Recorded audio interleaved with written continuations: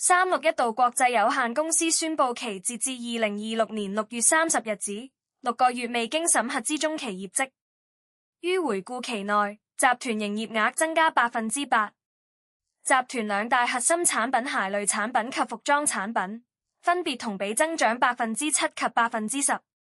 鞋類產品銷售佔集團營業額的比例為 57.1%， 而服裝產品銷售佔集團營業額的 37.9%。為感謝廣大股東對集團的信任與支持，董事會決議派發回顧期內之中期股息每股普通股22.2港仙，派息比率達到 45%。361度全面推進線上線下全渠道建設，截至2026年6月30日，集團於中國內地共有5076間361度品牌門店。於回顧期內，集團門店渠道結構持續優化，終端零售流水增長表現強勁。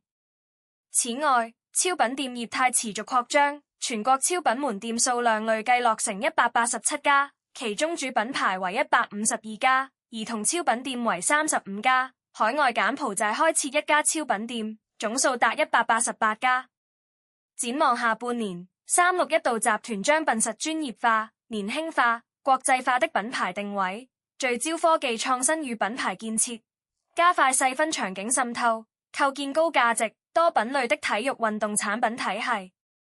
集團將穩步推進各項戰略落地，持續深耕全球高潛力新興市場，為股東創造長遠價值，助力中國體育產業高質量發展。